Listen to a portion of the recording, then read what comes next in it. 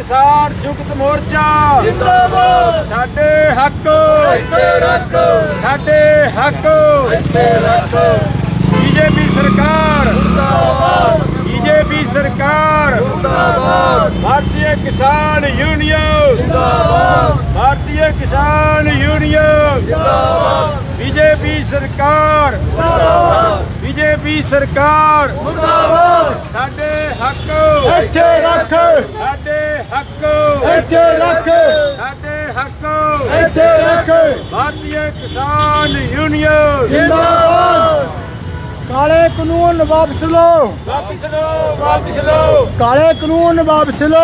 वापिस लो वापिस लो ये आपकी बात ठीक नहीं है, ठीक नहीं है।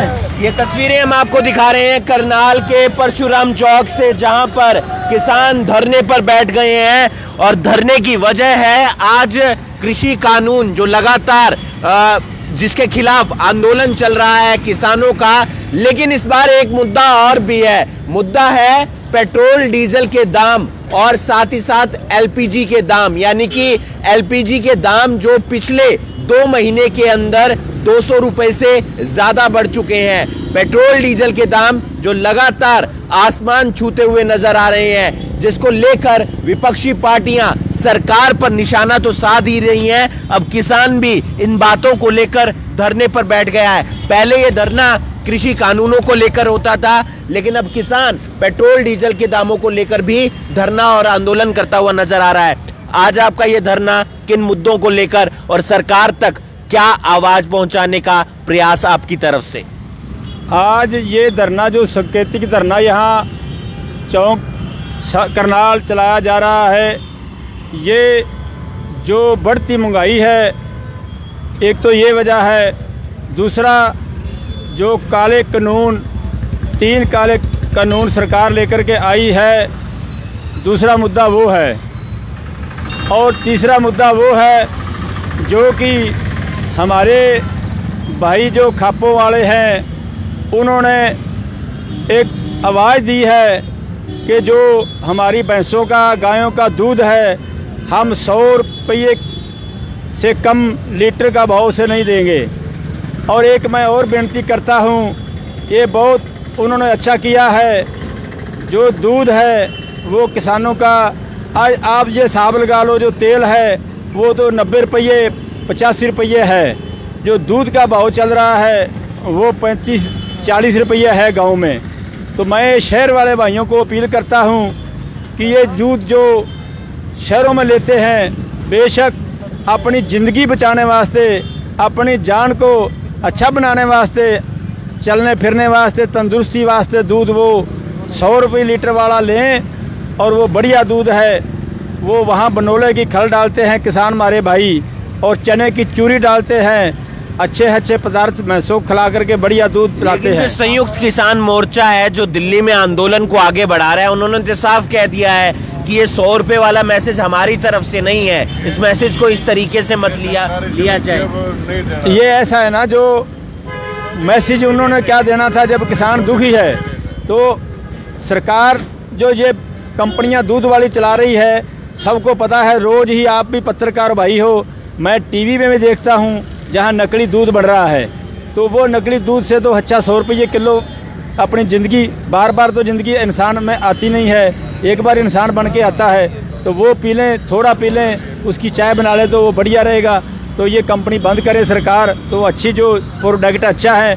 जैसे अब ये सरकार कह रही है जो हरियाणा पंजाब का गेहूँ है, जहाँ ये जीरी धान है, ये रिजेक्ट हो चुका है, इसमें जहर है। ये सरकार मोदी साहब जब के बने हुए 8 साल से ये बाहरली कंट्री में जाते हैं, इनको अभी तक पता नहीं चला कि बाहरली कंट्री में कैसे फसल उगाते हैं। अगर ये ऑर्गेनिक फसल दाना अनाज हिंदुस्तान में पैदा करवाने लग जाएं, पेस्टिसाइड बंद कर दें, तो बिल्कुल ही हमारा। आप क्या संदेश देना चाहते हैं? मैं ऋषि पाल आर्य, उपाध्यक्ष भारतीय किसान यूनियन संयुक्त मोर्चा जिंदाबाद। हम तो ये बात कहना चाहते हैं कि जो 100 रुपये लीटर का दूध के जो आप बात कर रहे थे, वो तो सरकारी कंपनी और प्राइवेट जो एजेंसी है उनके लिए, आम जनता के लिए नहीं है। आम जनता के लिए तो लड़ाई पर बैठ गया। ये करनाल सीएम सिटी में आम जनता पर बोझ पड़ने लग रहे हैं। सिलेंडर कहाँ से कहाँ पहुँच चुके हैं, डीजल पेट्रोल कहाँ पर चला गया है और आम जनता खाद्य पदार्थों के रेट कहाँ पर चले गए हैं। हमारे किसानों के खेत में फसल होती है, आलू होता है 5 रुपए किलो है, दालें होती हैं 12-15 रुपये किलो है, और आम किसान मजदूर व्यापारी आज कहाँ पर खरीद रहे हैं 100-150 रुपये किलो दाल के रेट, उनके रेट कर रहे हैं। ये पूंजीपति जो बड़ी बड़ी कंपनियां हैं वो उनको बेच रही है। बाबा रामदेव है, कहाँ पर इतना दूध होता है, नकली दूध बनाकर नकली घी बनाकर सवा सत्य के साथ खिलवाड़ करे। सारी चीजों पर मार्का चेक कर लो आप अपने संध में ही या करनाल में पंचतली के आधे से ज्यादा प्रोडक्ट जाकर चेक कर लो। तो आप भी 100 रुपए देंगे सरकारी कंपनियों को? नहीं, ये सरकारी कंपनियों के लिए। हाँ, आप भी देंगे 100 रुपए? हाँ, अगर वो मतलब लाभ मूल्य है, जब वो 100-150 रुपए किलो 5 स्टार 3 स्टार होटलों में बेच रहे हैं तो हम उनको कम क्यों देंगे? हम तो कहना चाहते हैं वो सीधा, वो सुनो जी, हाँ आम आदमी के लिए, आम आदमी के लिए 40-50 रुपये किलो है दूध। ये सिर्फ सरकार को नहीं देंगे, समितियों को 100 रुपये से कम। ये एक आवाज पहुंचाने का प्रयास किया जा रहा है सरकार तक कि अगर इनकी मांगों पर विचार नहीं किया गया। मांग क्या है? पेट्रोल डीजल के बढ़ते दाम, एलपीजी के बढ़ते दाम और कृषि कानून, अगर इन पर विचार नहीं किया जाता सरकार की तरफ से तो कुछ किसान जो हैं, जो सरकारी कंपनियों को दूध के दाम देने होते हैं, जो दूध देना होता है वो 100 रुपये प्रति लीटर के हिसाब से दिया जाएगा, ऐसा इन किसानों का कहना है। लेकिन आम पब्लिक के लिए वही दाम रहने वाला है, 40 रुपये, 45 रुपये या 50 रुपये, जो दाम अलग अलग दिन देखने को मिलता है। इस वीडियो को आप ज़्यादा से ज़्यादा शेयर कीजिए। आगे भी कुछ किसानों से हम बातचीत करेंगे और उनकी आवाज़ जो है सरकार तक पहुंचाने का प्रयास करेंगे, क्योंकि मीडिया एक ऐसा माध्यम होता है जो सरकार और प्रदर्शनकारियों के बीच एक कड़ी का काम करता है। इस वीडियो को आप ज़्यादा से ज़्यादा शेयर कीजिए।